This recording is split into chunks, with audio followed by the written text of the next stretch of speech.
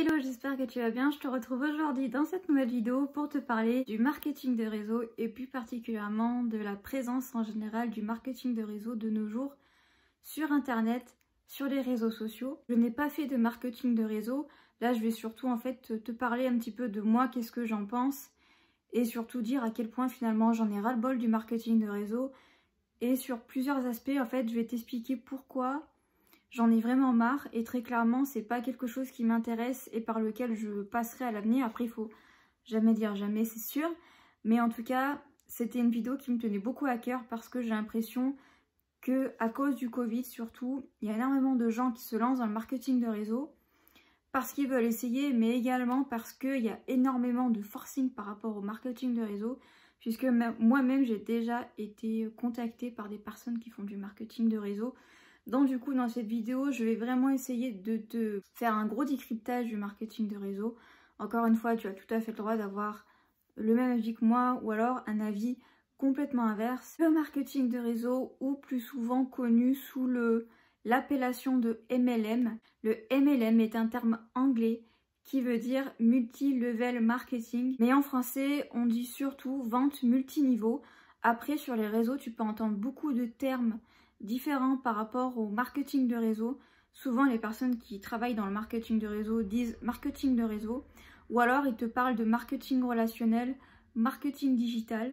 Donc ce sont surtout on va dire sur les réseaux sociaux les deux termes que tu peux entendre par rapport au marketing de réseau, vu que de plus en plus maintenant le marketing de réseau a une connotation négative. Donc du coup on essaie de lui donner des termes un peu plus sympas et qui titillent un peu plus finalement l'intérêt des gens. Donc un petit peu pour te faire une définition du marketing de réseau, c'est tout simplement le fait de recruter des gens dans un premier temps, de les former, mais également de vendre des produits, que ces personnes-là du coup vendent ces mêmes produits à des personnes de leur entourage, de leur communauté, amis, famille, avec comme je t'expliquais la possibilité du coup de parrainer pour recruter des nouvelles personnes dans leur équipe, pour bien évidemment augmenter leurs revenus puisqu'en fait tu vas toucher des commissions en fonction du nombre de tes ventes à toi mais aussi des ventes des personnes que tu auras recrutées. Donc le terme MLM est assez tendancieux en fait, puisqu'en fait c'est un terme qui est relativement interdit, puisqu'en fait le MLM de base c'est surtout tout ce qui en fait relève du fameux système pyramidal. C'est tout simplement une escroquerie. Il faut savoir qu'en France c'est interdit par la loi depuis 1953, mais évidemment, comme tu peux bien évidemment t'en douter, les sociétés de marketing de réseau arrivent toujours à trouver une parade, puisque qu'on le veuille ou non, le marketing de réseau en soi c'est quand même un système pyramidal, vu qu'il y a quand même cette espèce de pyramide, mais c'est légal vu qu'il n'y a pas juste une histoire de recrutement, puisque dans le système pyramidal, en fait, il n'y a pas de vente à proprement parler, comme je t'ai expliqué, c'est surtout du recrutement de personnes. Le marketing de réseau peut être aussi appelé vente à domicile, le fameux statut VDI que les personnes qui font du marketing de réseau te vendent un petit peu sur les réseaux, justement. VDI, ça veut tout simplement dire vendeur à domicile indépendant. Ce terme-là est très peu utilisé par ceux qui font du marketing de réseau. Leur but, en fait, c'est de te rassurer pour te prouver que tu as un statut. Donc ils vont te le dire que tu es VDI, mais ils vont te le dire une seule et unique fois. C'est pas quelque chose qu'ils vont mettre forcément en avant pour te recruter, dans le sens où ils vont pas dire qu'ils sont VDI, ils vont dire tout un tas de termes pour te rassurer, mais ça je vais t'en parler juste après. Le marketing de réseau est né dans les années 1940 aux États-Unis, mais c'est à partir de 1950, grâce à la société très connue maintenant Tupperware, qui a en fait aidé à ce que finalement le marketing de réseau se développe. Et c'est finalement cette société-là qui a permis, on va dire, un premier boom finalement du marketing de réseau aux États-Unis, où là vraiment, finalement tout ce qui est vente à domicile est venu sur le devant de la scène. Donc si aujourd'hui on connaît le marketing de réseau, c'est tout simplement grâce à cette société, à la société Tupperware. Évidemment, en 1950, il n'y avait pas encore Internet, etc. C'était pas autant développé que maintenant. C'était surtout à ce moment-là des réunions, les fameuses réunions Tupperware, où c'était surtout de la vente à domicile avec du bouche à oreille, où on invitait ses amis, sa famille pour pouvoir justement faire découvrir les produits.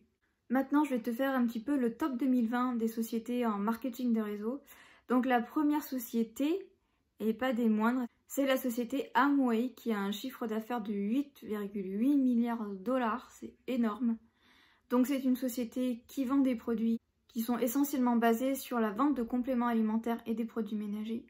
En deuxième position, on a la société Herbalife qui est aussi relativement connue. Alors eux, ils disent qu'ils vendent des programmes d'accompagnement nutritionnel, donc tout ce qui est lié finalement à la perte de poids. Et pour avoir fait un petit tour sur leur site, très clairement les produits sont extrêmement chers. Ça me rappelle un petit peu It Works, hein. Clairement c'est hors de prix. En quatrième position, on a la très connue société Vorwerk qui vend le fameux Thermomix. En septième position, on a la société Marie Kay, peut-être que tu connais parce que c'est une société qu'on entend un petit peu plus parler ces derniers temps. C'est tout simplement une société qui vend des produits un petit peu de beauté, de bien-être, donc tout ce qui se rapporte au maquillage, à la beauté et aux cheveux principalement. Et en 15e position, on a la fameuse société Tupperware, donc... Maintenant, je vais t'expliquer un petit peu comment, entre guillemets, tout cela fonctionne. En fait, c'est tout simplement du marketing de réseau. C'est un petit peu comme si, moi, par exemple, demain, je vais au restaurant, j'ai beaucoup aimé. J'ai aimé les plats, j'ai aimé l'ambiance, j'ai aimé le côté un peu chill du restaurant. Je vais en parler autour de moi. Donc forcément, ça va influencer des personnes de mon entourage qui vont se dire « Ah oui, ben écoute, j'aimerais bien finalement tester ». Les gens vont avoir beaucoup plus confiance finalement, en mon avis, les gens de mon entourage, je parle, en mon avis que finalement l'avis d'une marque par exemple d'une pub à la télé. Peut-être que la pub à la télé va vanter également ce restaurant, mais le fait que moi j'en ai parlé en bien va rassurer finalement mon entourage, et donc du coup ça va plus facilement les motiver finalement à aller tester ce restaurant. Également, pour te prendre un autre exemple, quand tu commandes un produit sur internet, une des premières choses en général que l'on fait, c'est tout simplement d'aller regarder les commentaires des gens qui ont déjà acheté le produit que tu t'apprêtes à acheter. Et en fonction des avis, tu vas te dire ok, ce produit est bien donc je vais l'acheter, ou ok, ce produit finalement n'est pas bien et donc du coup je ne vais pas l'acheter. Donc évidemment, comme tu l'auras compris, on est tous influencés par soit les avis sur internet, soit notre entourage. Maintenant, tu vas peut-être te demander, pour en revenir au marketing de réseau, quel genre de produit on peut trouver dans le marketing de réseau.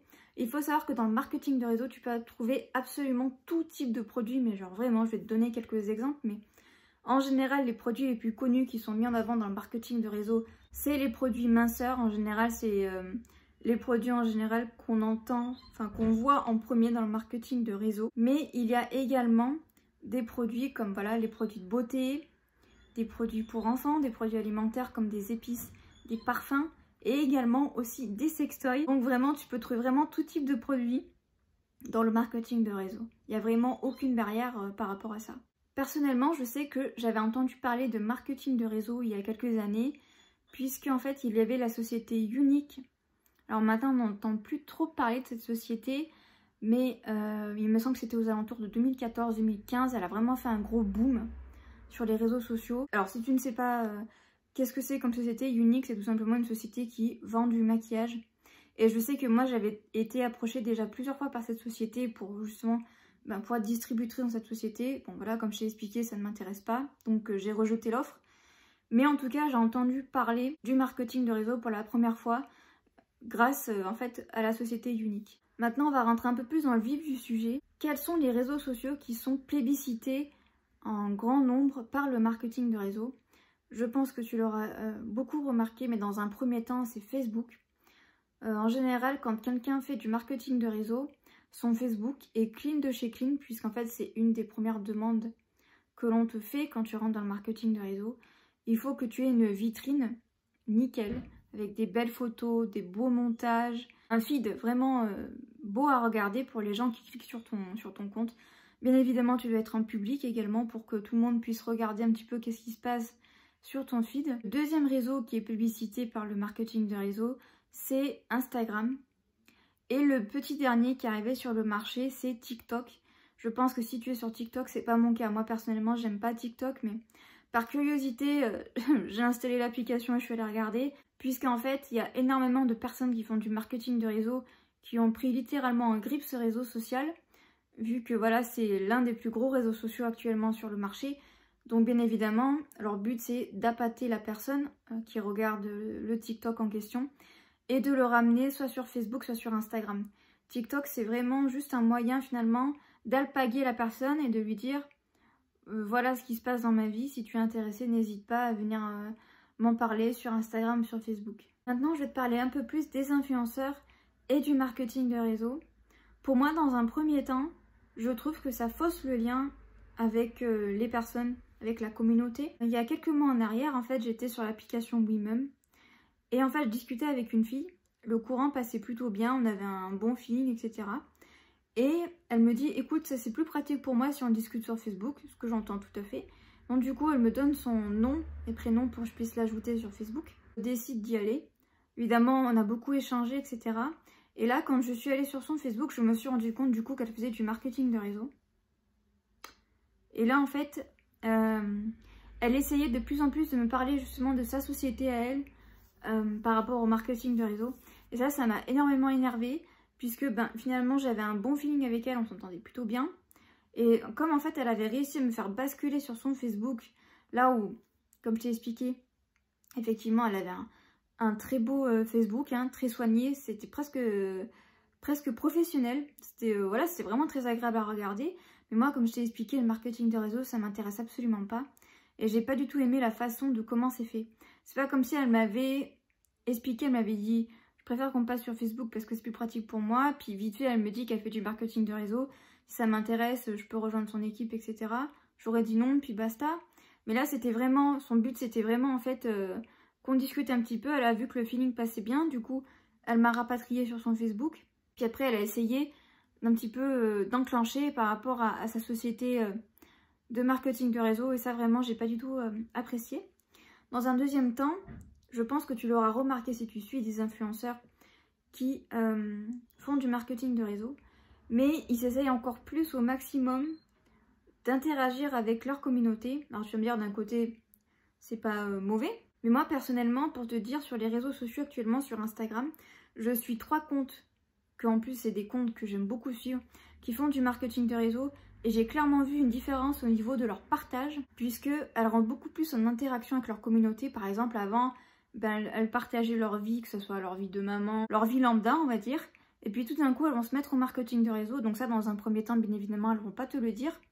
Mais tu vas remarquer 2-3 petites choses, comme le fait qu'elles font beaucoup de sondages, elles demandent beaucoup ton avis sur certains trucs. Et moi, c'est des trucs, c'est des choses en fait qui ont commencé à me mettre un petit peu la puce à l'oreille. Je me suis dit, tiens, c'est bizarre, elle a changé de manière de communiquer avec nous. Alors au départ, tu te dis, ah, bah, c'est cool, elle a peut-être voulu essayer de changer certaines choses. Et puis après, tu te rends compte qu'en fait, comme elle est dans le marketing de réseau, puisque ça après, bien évidemment, vu qu'elle veut te vendre des produits, elle te le dit. Tu te rends compte qu'en fait, finalement, le lien est un petit peu faussé, puisqu'en fait, elle partage encore plus, mais finalement pour continuer à capter ton intérêt, et puis que pour, au bout d'un moment, finalement, que tu arrives à passer cette barrière et que tu décides soit d'acheter un produit qu'elle vend, soit de rejoindre son équipe. Maintenant, on va parler un peu plus des termes que les influenceurs utilisent par rapport au marketing de réseau. Donc comme je t'ai expliqué juste avant, ils utilisent le terme VDI, mais uniquement dans un but de te rassurer, pour te dire que tu as un statut social, que tu cotises pour ta retraite, que tu es déclaré à l'URSSAF, que tu peux toucher le RSA tout en travaillant dans le marketing de réseau. Enfin bon bref, ils expliquent que le marketing de réseau ne peut pas te freiner pour tes aides, que ce soit pour la CAF, etc. Et puis ensuite, comme je t'ai expliqué, leur but c'est vraiment d'essayer de te rassurer au maximum. Donc ils ont utilisé les termes conseillère par exemple en bien-être de produits cosmétiques ou de produits bien-être tout simplement. Si ils te vendent par exemple des produits minceurs. Ils utilisent beaucoup aussi les termes filleule, marraine, parrain, mentor. Ils utilisent beaucoup des termes comme ça qui sont coucounants, qui sont enveloppants. Pas des termes brutals comme par exemple vendeur, ça comme je te dis, ils l'utilisent très peu, voire même quasiment jamais. Mais voilà, ils utilisent beaucoup de distributeurs, distributrices, conseillers, conseillères. Et puis également, ils utilisent beaucoup les termes accompagner. Voilà, comme je t'ai dit, conseiller, conseillère, c'est quelqu'un qui conseille. C'est pas quelqu'un qui va forcément vendre. Leur but, voilà, comme je t'ai dit, c'est de te rassurer au maximum pour que tu puisses passer le pas. Maintenant, on va regarder d'un petit peu plus près tout ce que dans le marketing de réseau, on te vend. Et un petit peu qu'est-ce que moi, finalement, j'en pense comparé à tout ce que j'ai vu et à tout ce que j'ai recherché. Donc, dans un premier temps, la première chose en général qu'on te dit, c'est que tu es ton propre patron. Alors, oui. Oui, tu es ton propre patron, ça c'est vrai. Mais il y a un mais quand même. Tu es quand même sous contrat avec une société. Ça, il ne faut pas l'oublier, mais j'y reviendrai un tout petit peu plus tard. La deuxième chose, c'est que tu n'as pas de contraintes. Alors, contraintes physiques parce que tu peux travailler d'où tu veux. De contraintes d'horaire parce que tu peux travailler à n'importe quelle heure et tu travailles l'autant que tu désires. Alors ça, c'est vrai et faux. Tout simplement parce que si tu travailles dans une société, on va dire lambda, tu vas, admettons, avoir des horaires de bureau, je dis ça vraiment comme ça. Par exemple, 8h midi, 13h, 17h. Mais une fois que tu sors du boulot, tu as terminé ta journée. Certes, tu vas refaire pareil le lendemain, mais ta journée est terminée. Alors que finalement, quand tu fais du marketing de réseau, la tentation est énorme finalement d'engranger des heures et des heures et des heures, puisqu'en fait, tu ne vas pas réussir à te mettre autant de limites que si tu dois te rendre à un travail où là, finalement, ben, une fois que tu sors de la société, eh bien, c'est terminé, tu rentres chez toi, et puis ta vie continue, entre guillemets. Là, le problème du marketing de réseau, c'est que comme tu n'as pas réellement de bureau, c'est très compliqué de se mettre des contraintes, et finalement, tu peux passer énormément de temps à travailler pour aussi bien à l'arrivée ne pas gagner l'argent, autant d'argent en tout cas, que tu aurais voulu par rapport à l'investissement personnel que tu vas mettre dans le temps que tu vas consacrer finalement au marketing de réseau. Une des choses aussi qu'on te dit, c'est que tu n'as pas de stock de produits à avoir. Ça c'est vrai également et faux en même temps, vu que si tu veux vendre des produits, il faut bien évidemment tester quand même des produits. Donc forcément tu vas en acheter pour les tester et pour pouvoir encore mieux les vendre, puisque quand même c'est un petit peu compliqué de vendre des produits si tu les as pas testés. Donc tu vas acheter des produits, tu vas les tester pour pouvoir ensuite vendre ces produits, mais du coup tu vas perdre quand même de l'argent puisque ces produits-là, eh bien, finalement tu ne les auras pas vendus vu que tu les auras utilisés. Et il faut savoir également qu'en fait tu as une boutique à ton nom, donc en fait finalement tu vas acheter sur ta propre boutique les produits que tu veux tester et que donc du coup en fait ça va te permettre entre guillemets d'avoir à la fin des commissions sur au moins ces ventes là que tu t'es fait à toi-même. Donc en fait le risque en fait c'est un petit peu l'effet boule de neige, puisque si tu n'arrives pas à avoir des clients mais que tu veux quand même avoir entre guillemets des commissions, eh bien tu vas devoir racheter encore et encore des produits sur ta propre boutique, donc à l'arrivée tu risques de perdre plus d'argent que d'en gagner. On te dit également dans le marketing de réseau que tu peux partir quand tu le souhaites. Et ça encore une fois c'est pas totalement vrai, puisqu'en fait tu as un contrat moral avec l'entreprise, la société pour laquelle tu travailles. Donc le contrat moral, je vais tout de suite te dire la définition. C'est tout simplement un contrat mutuel ou un engagement qui s'appuie sur les notions d'équité, d'autonomie volontaire et de réciprocité. Il est exempt de toute obligation légale. Et également, il faut savoir que suivant la société, ce n'est pas toujours si simple que ça. Pour partir, ça bien évidemment, on ne te le dit pas bien évidemment. Mais en général, il faut savoir que quand tu pars d'une société, ça te coûte de l'argent. Souvent aussi, on essaie de te faire un petit peu du forcing par rapport au prix en fait du kit de démarrage ou de la licence. Ça dépend des sociétés, mais en général, les sociétés jouent beaucoup sous ces deux termes entre la licence et le kit de démarrage. Donc en général, on te dit, qu'est-ce que, par exemple, je vais te dire un chiffre au hasard, mais qu'est-ce que c'est 100 € pour changer de vie par exemple. Mais mine de rien, 100 € c'est quand même énorme, surtout actuellement. Mais souvent on essaye beaucoup de te faire du forcing par rapport à ça. Et aussi bien tes 100 €, certes tu vas les mettre dans le kit de démarrage ou la licence, mais est-ce que finalement tu vas réussir à avoir entre guillemets assez de ventes pour réussir finalement à ne serait-ce que déjà rembourser ta licence ou ton kit de démarrage? Ça c'est une autre histoire. Et souvent aussi, ça d'ailleurs on te le dit pas, mais la licence est valable en général une année. Si demain on me dit qu'est-ce que c'est 100 € pour changer de vie, bien évidemment je vais avoir envie de débourser 100 €. Mais ce qu'on ne te dit pas, c'est que dans un an, tu vas devoir redonner ces 100 €. Donc voilà. Et souvent également, j'ai surtout une société en tête, et je pense que tu verras très vite de quelle société je parle, mais très souvent, certaines sociétés font des codes justement sur la licence, des promotions abusive parce que quand je vois les moins 60%, ça me rappelle, tu sais, souvent des sites de dropshipping qui te vendent quelque chose à 100 € alors que tu peux l'avoir pour 5 € sur AliExpress, mais que bon, quand on te donne un super code promo à moins 50%, ça vaut grave le coup. Ça me rappelle exactement la même chose et ça c'est vraiment quelque chose qui m'énerve vraiment beaucoup parce que j'ai vraiment l'impression que ces sociétés-là nous prennent pour des pigeons. Puisque si la licence de base elle est à 100 € mais que très souvent il y a des codes promo à moins 60%, ça veut dire quoi? Ça veut dire que finalement les personnes qui ont payé 100 € elles se font un petit peu avoir et que ceux qui ont finalement les moins 60%, elles ont beaucoup de chance. Ça j'avoue que j'ai un petit peu du mal avec ça. Également, une des craintes qui revient aussi, c'est par rapport finalement au nombre d'abonnés sur les réseaux sociaux. Très souvent, il y a des gens en fait qui veulent se lancer dans le marketing des réseaux, mais qui par exemple ont 10 ou 20 abonnés. Et du coup, ils ont peur de se lancer dans le marketing des réseaux. Et la personne qui va essayer de les recruter va les rassurer en leur disant « Tu sais, les leaders, ceux qui sont vraiment tout en haut, ils ont démarré de zéro. » Oui, mais bien évidemment, les leaders, quand ils ont commencé, le marketing de réseau, c'était pas autant développé que maintenant. Et avant, les réseaux sociaux, c'est pareil. Il n'y avait pas encore toute cette dimension sur les réseaux sociaux. Et d'autant plus que maintenant, les gens sont quand même relativement méfiants par rapport au marketing de réseau. Donc, ça sera encore plus compliqué de finalement être à la place des leaders, voire quand même carrément impossible, hein, très clairement, il faut se le dire. Puisque finalement, les personnes qui vont réussir à tirer un petit peu leur épingle du jeu par rapport au marketing de réseau, c'est ceux finalement qui ont déjà une communauté, vu que moi, comme je te dis, je suis 3 influenceuses qui ont autour de 10 000 abonnés. Donc forcément, elles vont plus facilement réussir à se faire un revenu dans le marketing de réseau, vu qu'elles ont déjà une assez grosse communauté finalement pour le marketing de réseau. Donc bien évidemment, pour elles, ça sera beaucoup plus facile de vendre leurs produits et de recruter que quelqu'un comme moi par exemple qui n'est que 10 abonnés sur Instagram. Également, il y a quelque chose que je n'ai pas précisé et du coup je vais le préciser tout de suite.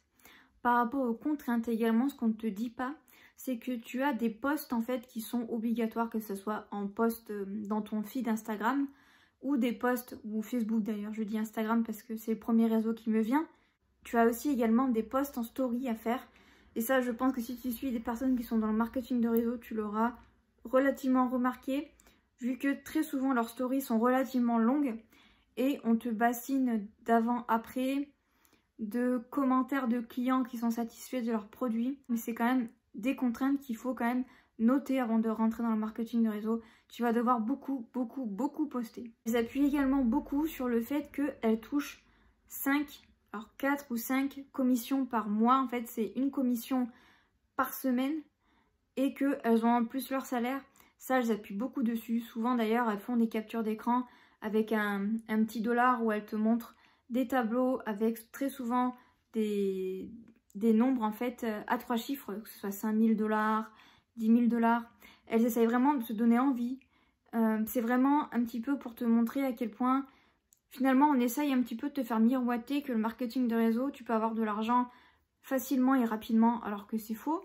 Et finalement leur but en fait c'est de tout simplement te prouver à quel point le marketing de réseau c'est le travail de demain. Et que c'est génial pour tout un tas de raisons, comme par exemple, bien évidemment, les commissions. Et que par rapport aux commissions, comme ça m'est déjà été possible de voir sur Instagram, que voilà, grâce à leurs commissions, elles ont pu faire leurs courses. Et que du coup, elles remercient la société qui les a embauchées, entre guillemets. Enfin, je trouve ça en fait assez incroyable, puisque même dans un travail lambda, tu as un salaire, tu vas pas remercier ton patron, puisqu'il t'a donné un salaire, enfin... Ton salaire, tu as travaillé pour l'avoir, donc pourquoi remercier ton patron? Je veux dire, à un moment donné, faut être un petit peu logique, ça me fait un peu rire quand je vois ça. Bon, encore une fois, ça fait partie du truc. C'est vraiment pour montrer à quel point tu peux avoir facilement beaucoup d'argent. Il y a également une autre chose, moi, qui m'a beaucoup chiffonné par rapport au marketing de réseau. C'est en fait les mamans qui font du marketing de réseau. Elles vont faire énormément de forcing par rapport au fait que grâce au marketing de réseau, elles vont pouvoir s'occuper à 200-300% de leur enfant. Et finalement, je trouve ça assez culpabilisant d'un côté pour les mamans qui sont dans un travail lambda, qui sont obligées de faire garder leurs enfants par des nourrices ou par des crèches. Et en fait, je trouve pas ça correct dans le sens où je me dis, pourquoi autant forcer? Moi, personnellement, je vois ça. où j'entends oui, grâce à telle société, je peux travailler de chez moi, de mon domicile, sans contrainte et en prenant soin de mon enfant sans le faire regarder, moi ça me gonfle, puisque c'est en fait, le problème c'est que c'est redondant, c'est répété X fois par jour, et je trouve ça vraiment pesant. Si tu es dans ce cas-là, n'hésite pas à me dire ça en commentaire si tu trouves ça pesant également. Moi je sais que voilà, je n'ai pas, enfin je travaille pas, hein, je garde mon fils chez moi, mais je trouve ça quand même hyper culpabilisant par rapport en fait aux mamans en fait qui travaillent en dehors de chez elles et qui sont obligées de laisser leurs enfants à garder. Et que t'en parles une fois, que tu dises que tu trouves ça génial parce que ça te permet de pouvoir garder ton enfant avec toi, que t'en parles une fois, ok, mais que vraiment tu en fais en fait un peu du marketing finalement, en le balançant à toutes les sauces et en le répétant plusieurs fois par jour, franchement je trouve ça hyper pesant. Dans le marketing de réseau également, les influenceurs qui font du coup du marketing de réseau jouent énormément sur les émotions. La première émotion qui vient déjà dans un premier temps, c'est la peur, en te disant tu as peur de te lancer, en te disant tu as peur de finir dans le rouge, surtout avec le Covid, où beaucoup de personnes sont en chômage partiel, ou ont perdu leur emploi. Elles essayent vraiment de jouer là-dessus, en te disant que faut pas avoir peur, faut pas te lancer, t'as rien à perdre. Ou elles te disent qu'elles seront là pour te former, pour t'accompagner. Vraiment leur but en fait, voilà, comme je te dis, c'est vraiment... voilà, c'est un petit peu comme un tout petit oisillon qui est dans son nid. Et voilà, elles sont un petit peu la maman, puis elles essayent de te pousser un petit peu pour que tu puisses t'envoler. Elles sont un petit peu dans ce même principe-là, dans le marketing de réseau. Elles jouent également beaucoup sur les ingrédients dits naturels dans les produits qu'elles vendent. Mais ce qui est assez curieux, c'est qu'on ne voit pratiquement jamais la composition des produits qu'elles vendent. Et ça, je trouve ça assez drôle. Et comme je te disais, leur but également, bien évidemment, c'est de te vendre du rêve. Voilà, comme je te disais, leur but, c'est de te vendre de l'argent facile, de l'argent rapide, que grâce à la société pour laquelle elles travaillent, elles ont pu se payer des voyages, elles ont pu se payer une nouvelle voiture, elles ont pu se payer des courses, des vêtements pour leurs enfants, pour elles. C'est vraiment dans cet esprit-là. Il y en a même certaines qui vont encore plus loin, donc en fait elles vont te montrer leur compte en banque, bien évidemment elles vont cacher certaines infos, mais elles vont te montrer par exemple le premier chiffre de leur salaire qu'elles touchent par mois. Ça j'ai vu ça plusieurs fois sur plusieurs comptes. Et dans un dernier temps, elles vont faire beaucoup de posts par rapport à des citations évidemment positives, hein, vu que dans le marketing de réseau, on parle beaucoup de développement personnel, il y a beaucoup les mots puissants qui reviennent, comme par exemple elles ont fait des zooms avec des collègues, elles ont trouvé ça incroyable, puissant. Le marketing de réseau joue beaucoup en fait sur le développement personnel et sur les émotions très fortes en fait. C'est tout à fait volontaire, hein, bien évidemment. C'est pour motiver les troupes et c'est pour encore plus motiver les gens à recruter et puis à faire encore plus d'argent, bien évidemment. Mais donc du coup, pour en revenir aux citations, donc elles vont beaucoup citer des citations comme par exemple « vers l'infini et l'au-delà »,« ensemble sinon rien ». Ça aussi dans le marketing de réseau, c'est quelque chose où on te dit que tu n'es jamais seul, tu seras toujours accompagné, qu'il y a une équipe derrière toi, qu'on y va tous ensemble vers le diamant, vers le rubis. Et bien évidemment, leur but...